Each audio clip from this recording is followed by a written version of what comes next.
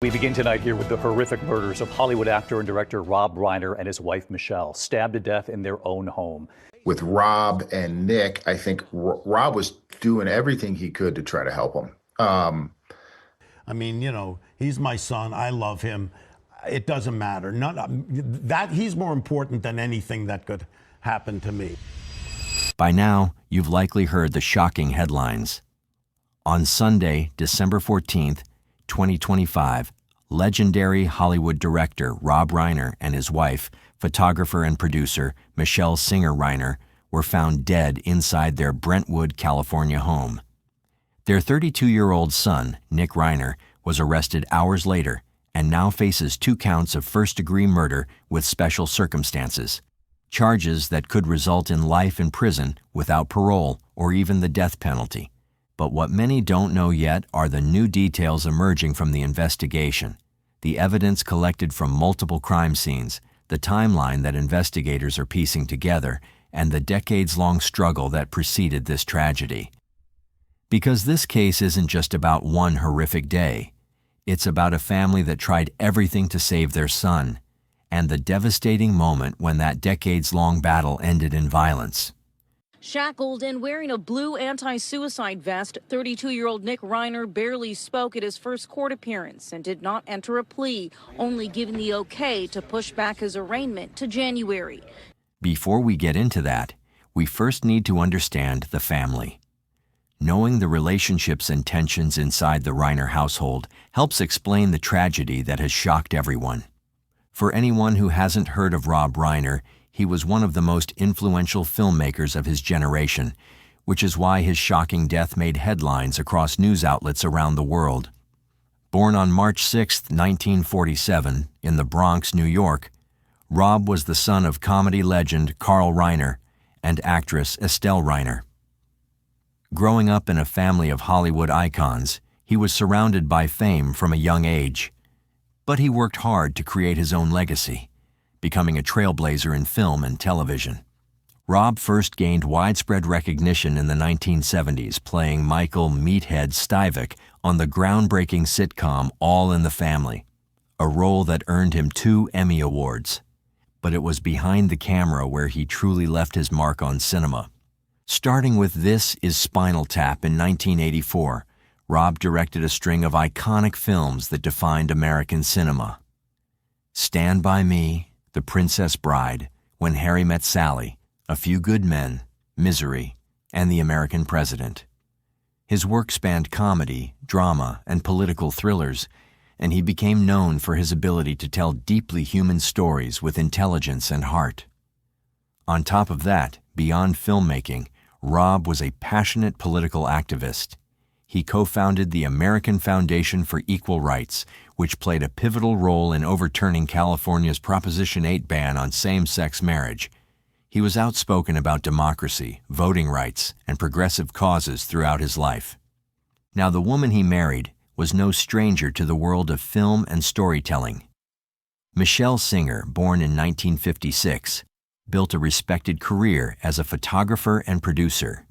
She first met Rob Reiner in 1989 on the set of When Harry Met Sally, where she was working as a set photographer. The two quickly formed a bond, marrying that same year, and they remained together for 35 years, supporting each other through both their personal lives and creative endeavors. Those who knew Michele described her as warm, creative, and fiercely devoted to her family. Cinematographer Barry Merowitz, who had recently spent time at the Reiner home, told Page Six that Michele was the kingpin and the rock of the family. Together, Rob and Michele raised 3 children, Jake, Nick, and Romy. From the outside, they appeared to be a close-knit family that supported one another through Hollywood's ups and downs. But if you're closely following this family, you'll know that it wasn't all sunshine and rainbows for the parents. Like in many families, there was one child whose actions would shake everything to its core. It's reflected in the movie where the father character talks about how, he didn't know what to do, so he listened to anybody who had a desk and a diploma to do exactly what you're talking about. But the truth of the matter is, you have to be who you are. And I made mistakes in that I didn't go with my gut instinct and the feel. And I know Nick better than, some expert who's never met him. And I think had I listened to my own instincts, I would have done a lot better by Nick. Nick Reiner was born on September 14th, 1993, the second of Rob and Michele's 3 children. In a 1998 interview with a Times columnist, Rob described 5-year-old Nick as floppy and squirmy, always full of energy. But according to friends of the family who spoke to the Daily Mail, Nick was an intense child who struggled even at a young age. A yoga teacher who worked with the family reportedly said, "Nicky would barge in like the world was on fire, screaming into our yoga sessions. He was really screaming. I've never seen a child like that." The family reportedly hired therapists to help. Nick's struggles intensified during his teenage years. According to the New York Times, he began using drugs at age 15 and entered a drug treatment facility that same year. Over the following years, Nick cycled in and out of rehab 17 times, according to a 2016 interview he gave to People magazine. In that interview, Nick revealed he had been homeless at various points, living on the streets in Maine, New Jersey, and Texas. In a 2018 interview on the Dopey podcast, Nick described a particularly dark period where, while high on cocaine for an extended time, he destroyed his parents' guest house by punching out different things, a television, a lamp. He also recounted throwing a rock through a window at a treatment facility. Everyone knows that's ever felt anything like drug addiction. They know you can't be forced into a thing like that. And I think that makes the problem worse, honestly. And it's not good to say don't, but maybe it's, parents, they get scared, so they don't want to, they don't want to see their children die. In a 2016 interview with comedian Paul Mercurio, as reported by the LA Times, Nick elaborated on what drove him to that place. "I had no identity and I had no passions," he said. "And I think the reason I had no identity was because I have a famous dad and a famous grandpa," referring to Carl Reiner. "The fame sort of informs who you are. So I wanted to edge out my own identity with a more rebellious, angry, drug-addicted sort of persona. It was agonizing for Rob and Michele." A family friend reportedly told the Daily Mail that Michele once said, "We've tried everything. We don't know what else to do." However, in 2015, something changed. Nick got clean and co-wrote a semi-autobiographical screenplay called Being Charlie, which was released in 2016. The film tells the story of a young man battling addiction and his difficult relationship with his father, a former actor turned politician portrayed as cold and distant. Rob directed the film. The project became a kind of therapy for both father and son. We didn't do it to be cathartic, but it turned out that that's what happened. I mean, it forced me to understand a lot more of what Nick was going through, and I think it forced him to see what I was going through, and that brought us closer together. And during the process of working on the film, it took about a year just working on the script. The first draft they wrote was like 190 pages. They had thrown everything in that they had gone through. Manifesto. Yeah, and He added in a Build series interview that Nick was the heart and soul of the film, and that he looked to him for honesty and truth. Nick, for his part, said the experience helped him understand his father better. "I learned more about his love for me by seeing him in his element, doing what he loves most," Nick told The New Yorker. In an interview with People, Nick described his parents as very loving and supportive.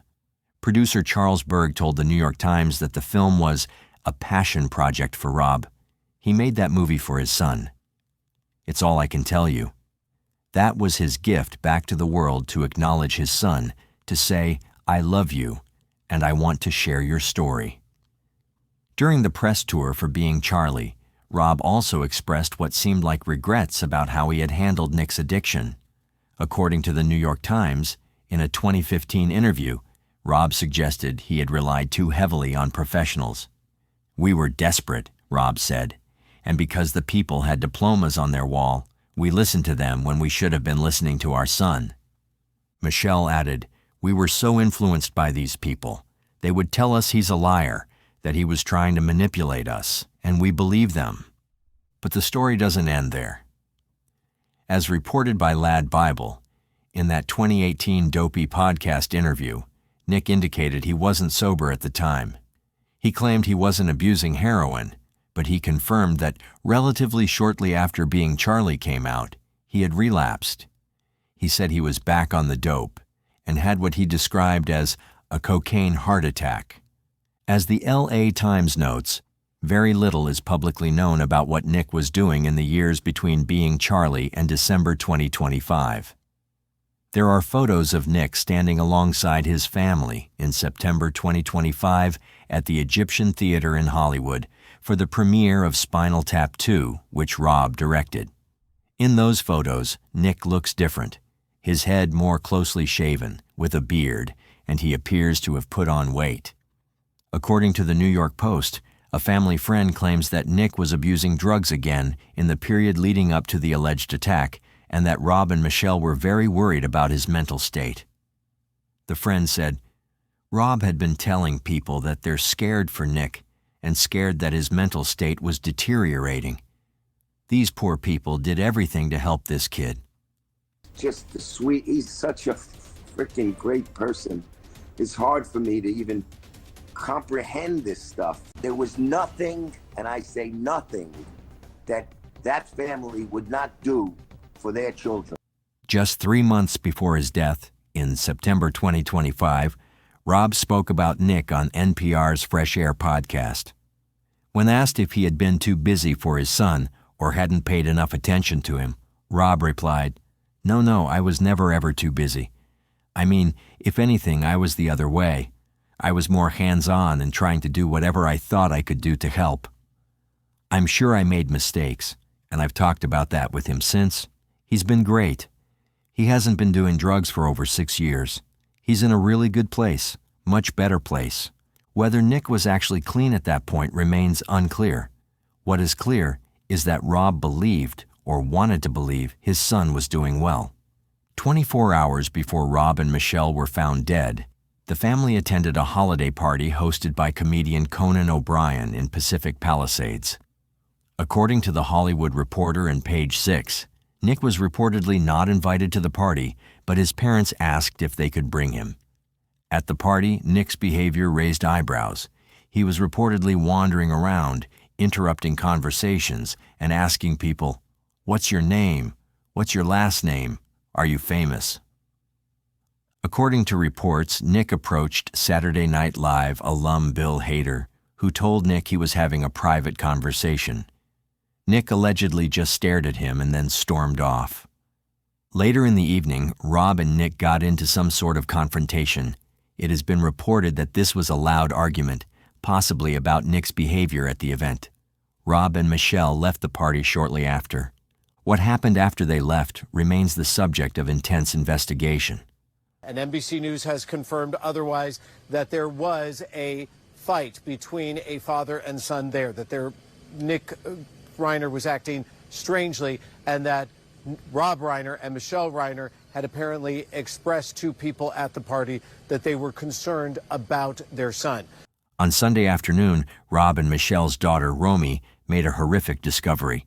According to reporting from the New York Times, a massage therapist who had an appointment with the couple that day couldn't reach them and contacted Romy. When Romy arrived at the Brentwood home and entered, she found her parents dead. According to TMZ, law enforcement responded to the scene at approximately 3:40 p.m. While the official cause of death has not been released at the time of this recording, it has been widely reported, though not officially confirmed by authorities, that both Rob and Michele sustained multiple stab wounds. Some reports suggest their throats may have been slit. The scene was described by law enforcement sources as indicating a violent, prolonged attack. The question investigators immediately faced was, how long had they been dead? According to reports, Nick had checked into the Pali House Santa Monica Hotel in the early morning hours of that Sunday. Reports indicate that when authorities later examined the room, the shower was full of blood and bed sheets were hanging over the windows. This raised a critical question for investigators. Very early Sunday morning, a hotel that a couple hours later was found trashed, blood everywhere, all over the place. We're going to get into that as well. Had Rob and Michele been killed Saturday night after the Conan O'Brien party or early Sunday morning? According to TMZ, Romy reportedly told authorities that Nick should be a suspect and that he should be considered dangerous.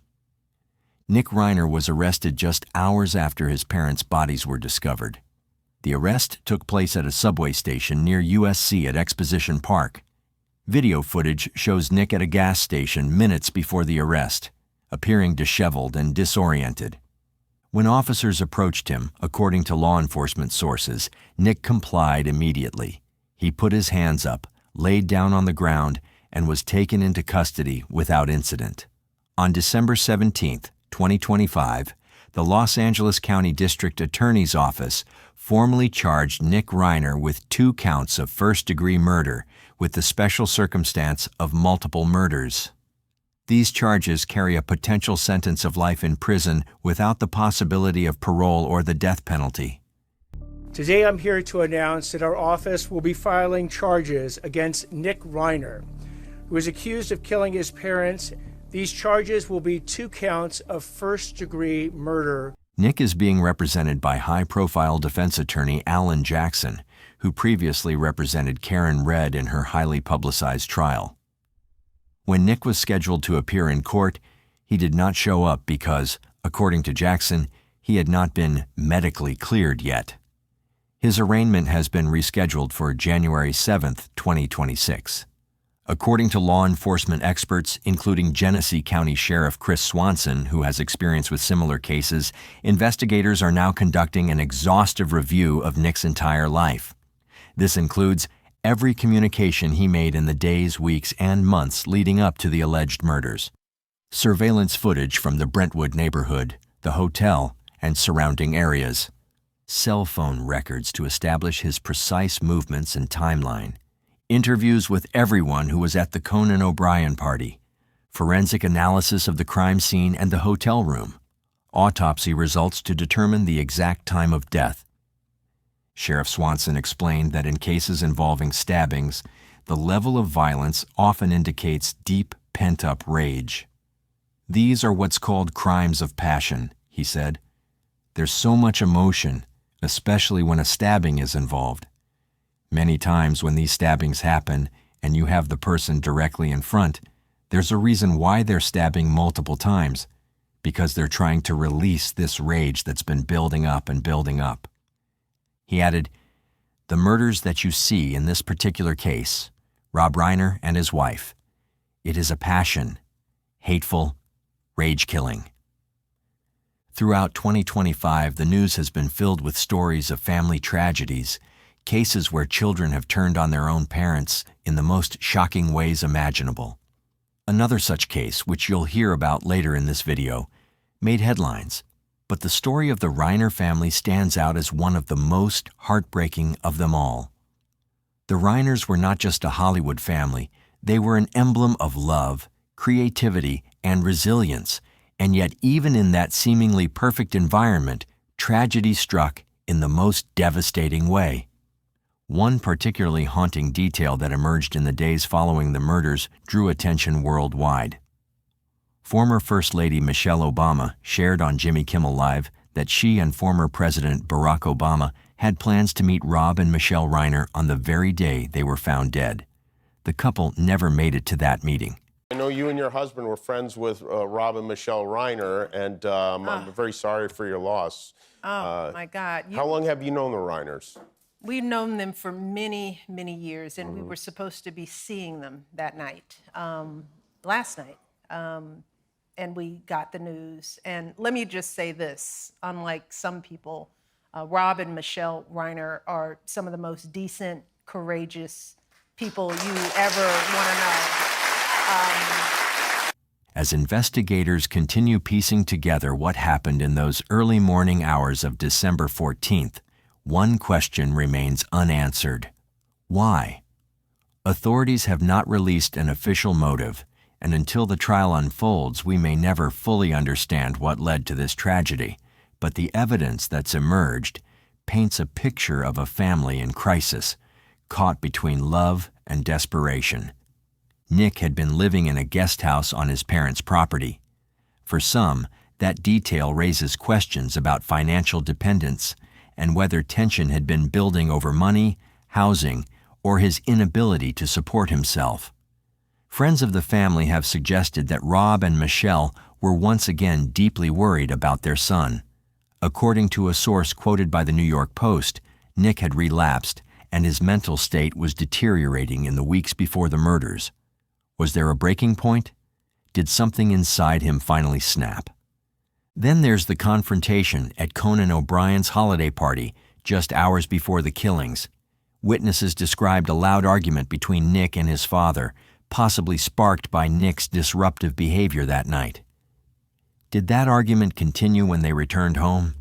Did it escalate into something far more violent than anyone could have imagined? Or was this something that had been simmering for years, waiting for the right moment to explode?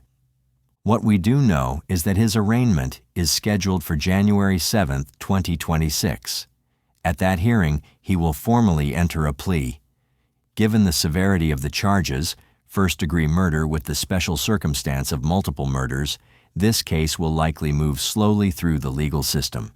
If convicted, Nick faces life in prison without the possibility of parole.